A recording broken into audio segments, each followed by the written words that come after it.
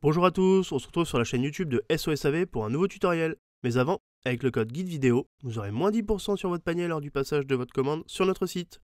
Aujourd'hui, nous allons voir comment changer le connecteur de charge du Samsung Galaxy Z Flip 4 qui vous demandera 30 minutes de votre temps et une difficulté de 2 sur 5. Commencez par éteindre votre téléphone, puis retirez le tiroir SIM à l'aide de l'outil SIM. Nous allons commencer par la partie basse du téléphone. Chauffez la vitre arrière au décapeur thermique durant 20 à 30 secondes, puis, à l'aide de la ventouse que vous appliquerez sur le bas de celle-ci, tirez dessus en insérant le médiateur en métal troué entre le châssis du téléphone et la vitre arrière pour créer un point d'insertion. Une fois le point d'insertion créé, nous allons pouvoir rentrer les médiateurs en plastique de part et d'autre du médiateur en métal, puis retirer le médiateur en métal afin de décoller la vitre arrière à l'aide de ceux en plastique. Cela permettra de ne pas abîmer le châssis du téléphone. Faites bien le tour du téléphone pour décoller complètement la vitre arrière. Si jamais vous rencontrez des points durs, n'hésitez pas à réchauffer légèrement la partie qui vous pose problème pour la décoller plus facilement. Faites attention, au niveau de la charnière du téléphone, il y aura un bord un peu plus épais. Chauffez bien pour que la vitre arrière se décolle facilement. Maintenant que la vitre est complètement décollée, nous allons pouvoir la retirer du téléphone. Il se peut que des morceaux d'adhésif restent collés au téléphone, pour cela il vous suffira simplement de tirer dessus. Voilà, la vitre arrière du bas est complètement retirée. Nous allons passer à la vitre arrière du haut qui comporte l'écran. Chauffez complètement la vitre arrière durant 20 à 30 secondes pour ramollir le sticker. Même méthode, nous allons appliquer la ventouse sur la partie qui ne comporte pas l'écran, puis tout en tirant sur la ventouse, nous allons insérer le médiateur en métal troué pour créer un point d'insertion. Une fois ce point d'insertion créé, nous allons pouvoir insérer les médiateurs en plastique qui permettront de remplacer celui en métal pour ne pas abîmer le châssis du téléphone lors du décollage de la vitre arrière. Il ne vous restera plus qu'à faire le tour du téléphone. Faites bien attention, comme la vitre du bas, au niveau de la partie avec la charnière qui est plus épaisse. Chauffez bien cette partie pour la décoller facilement et éviter d'endommager la charnière.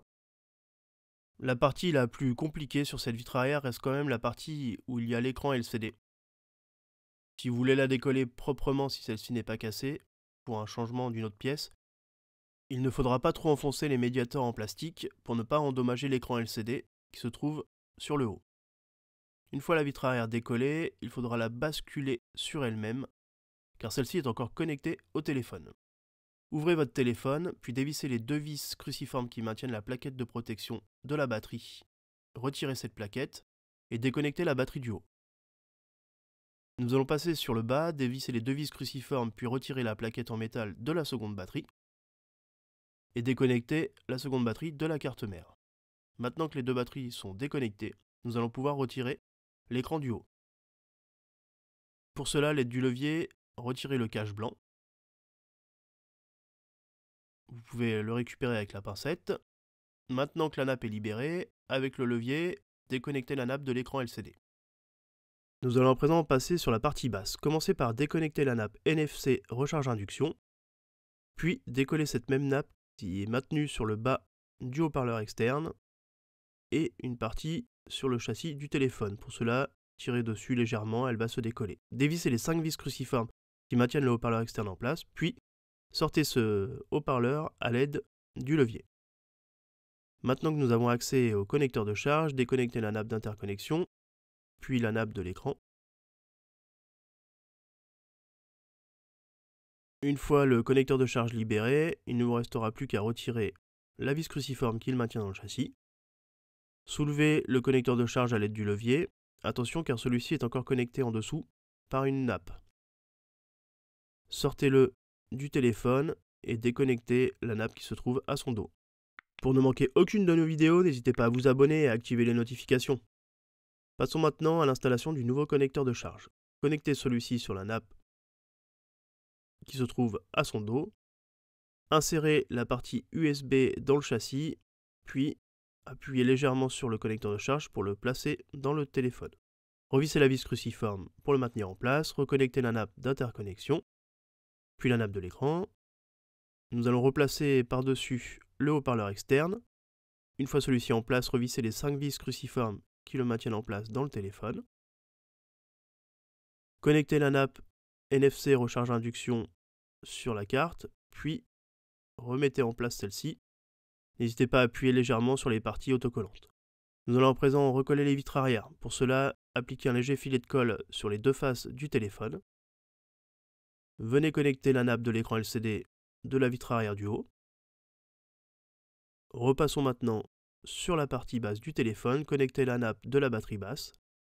Installez la plaquette de protection par-dessus celle-ci, puis revissez les deux vis cruciformes qui la maintiennent en place dans le téléphone. Connectez la nappe de la batterie du haut.